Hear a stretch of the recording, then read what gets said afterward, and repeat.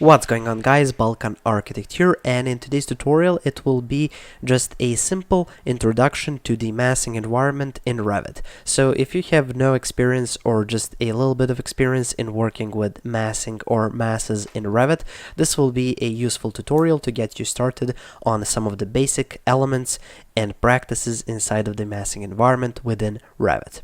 But before we get started, I would just like to ask you to like this tutorial. It helps me out a lot.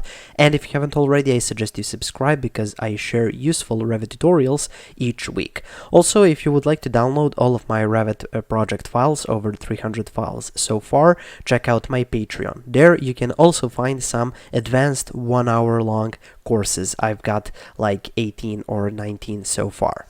Okay, with that out of the way, let's get into the tutorial on massing.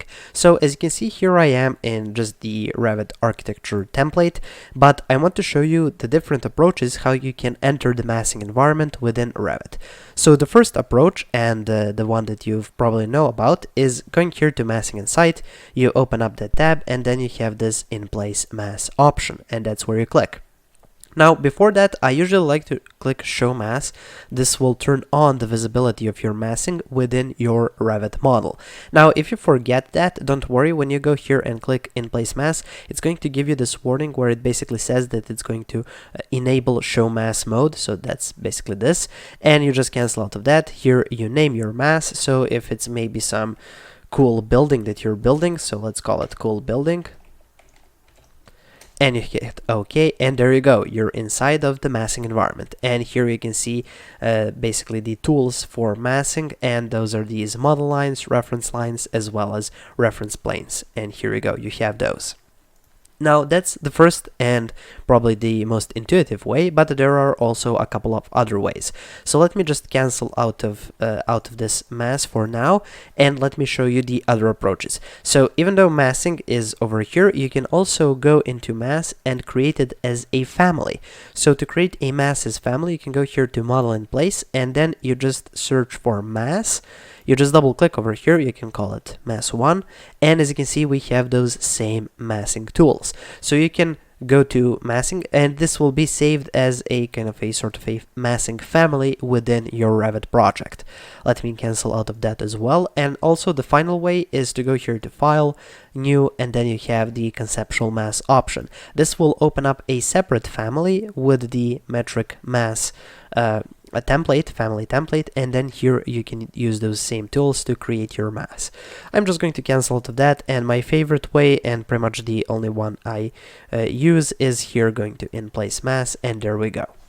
Okay, once you're here, it's a bit different than creating Revit projects or Revit families because these tools work a bit different.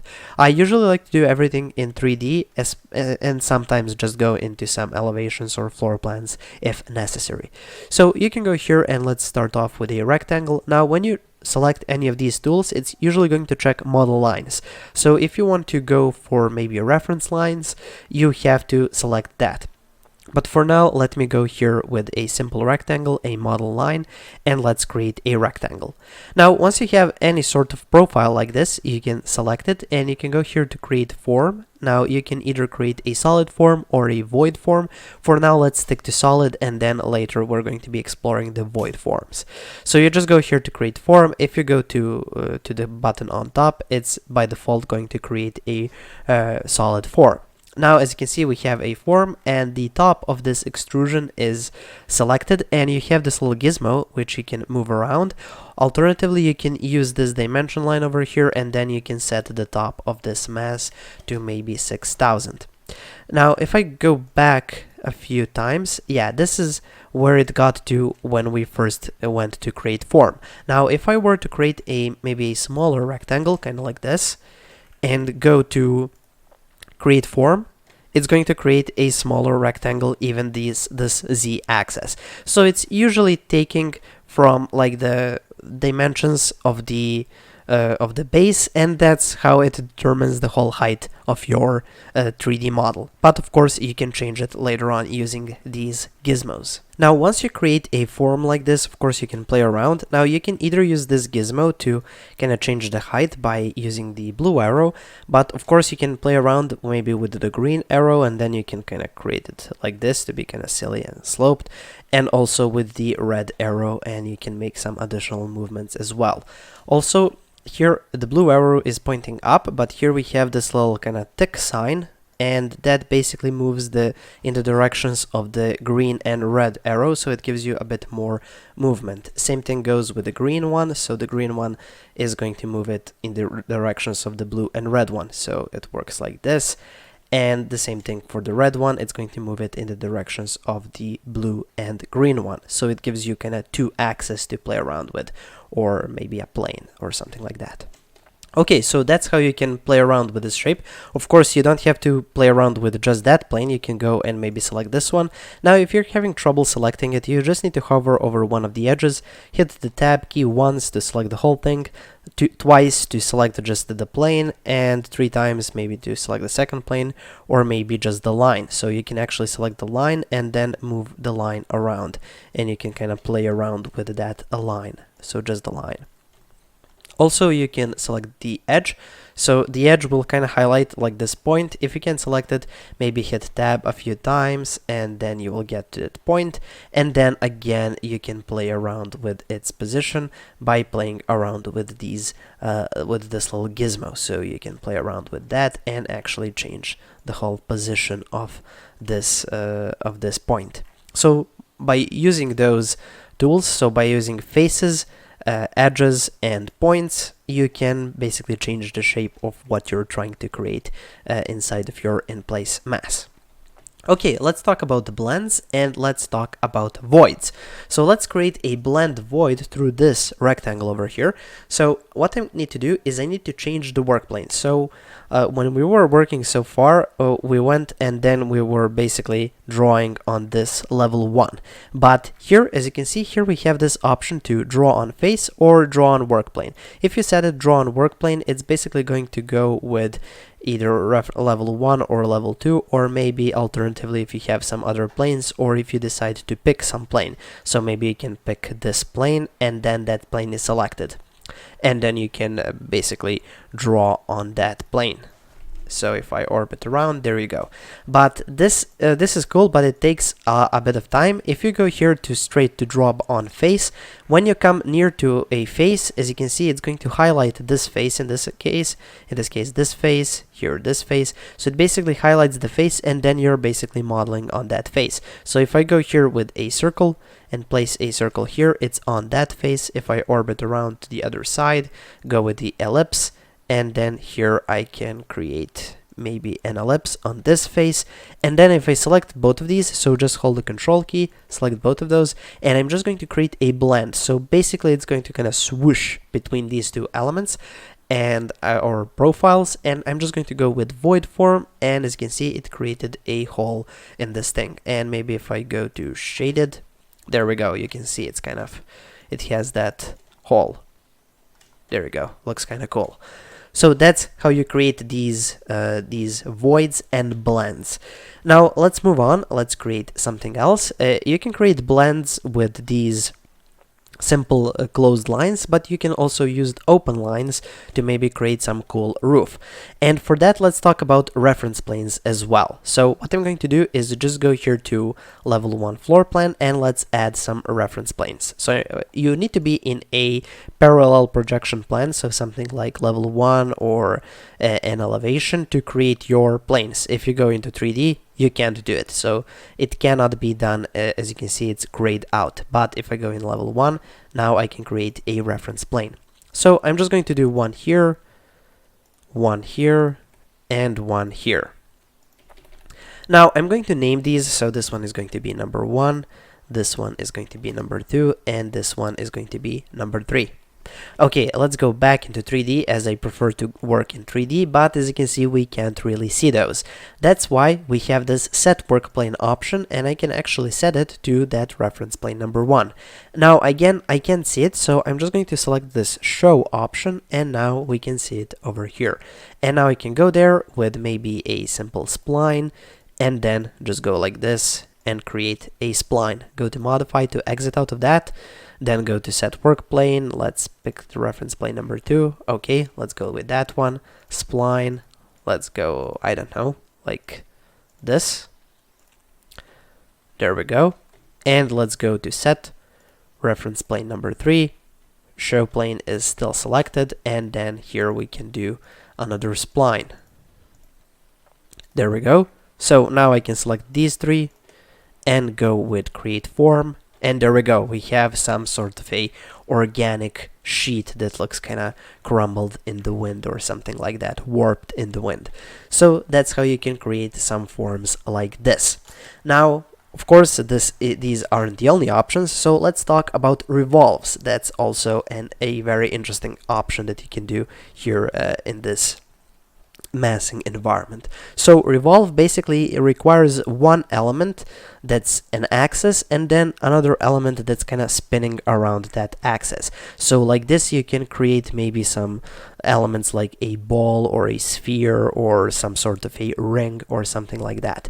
So let me illustrate that. I'm going to go back into level 1, create a new reference plane. So let's create it here. Let's call it revolve. Hit enter, go into 3D, go to set work plane and go with revolve. Okay, and let's do one, and I'm going to go with a reference plane. The only reason why I'm going with reference line. The only reason why I'm going with the reference line is because it's going to stay active or visible, and if you were to go with a model line, it will disappear when you create that revolve. So that's the only reason. So let me just go with a simple line like this, then with a arc going back, and there we go. So we've got just kind of a half circle, and then I'm just going to select that half circle, select the reference line. So the reference line is the axis, this is the kind of the profile. Go here into create form, and there we go, we have a ball. And now if I select just one half of this ball, and if I can extrude it, it's going to turn it into a ring. So it's basically taking this away from that axis line, and then it turns into a ring. But if you don't do that, it's going to stay just a sphere. So that's how it works. And be careful, if you delete the reference line like this, it's going to delete the whole thing. So I'm just going to cancel out of that. So there you go, that's how you create these. And also you can always check it, and then is reference line, uncheck that, and now it will just turn to a regular line like this, and it won't be a reference line. Okay, so those are some basics on how do you create these elements inside of the massing environment in Revit. So if you're interested in the massing environment and if you would like to maybe learn more, I suggest you check out my Patreon, first link in the description. I've got 2 courses on some advanced adaptive components where I use massing environment to create some complex shapes like this. Also, one more shape that I can play around with, although I'm showing you some advanced tactics over there, but here I'm just going to show you the simple one, and that's using spline through points and then adding different profiles. So if I go here to spline through points and let's set it to level 1, okay, there we go, and I'm just going to go with spline through points, go kind of like this. Okay, it's set to the wrong work plane, so let's go back, set work plane, level 1, okay. So let me just go like this. Okay, so we have this spline through points, and then I can add profiles on each of these points. So we can go set work plane, set it here, go with maybe a rectangle that's like this, then go to the second one, set work plane to that, go with a rectangle that's kind of vertical, then go to this one, set. Here I'm just going to go with a square one, then go to this one, set work plane. So you're basically setting profiles along this path, and you're basically going to have a shape that follows along the path, and it basically goes through each of these profiles along the path. So let me just finish this off, and let's add one here, maybe a thin one, and there we go. So if you do something like this, and then if you select all of the profiles and select the path, and you go create form, it's going to create a form that basically corresponds to all of those profiles. But be careful, make sure to select all of the profiles as well as the path. If I go back and if I select just one of the profiles and the path and go create form, okay, it doesn't want to create it like this, but let's try it like this. Okay, let's see. Okay, you need to select the point. Okay, and as you can see, it's not going to work. So you need to make sure that you're selecting everything that's along that line, and that's how you create your basically spline through points with profiles along those points. Okay, so that concludes this tutorial. I hope you have learned something new, and I hope you can incorporate this in some of your future projects.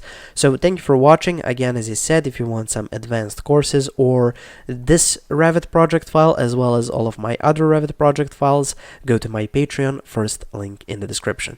Thank you for watching. Please subscribe, like and share this video, and if you have any questions, comments or suggestions for any future tutorials, make sure to leave them in the comment section below. Thank you for watching and have a nice day.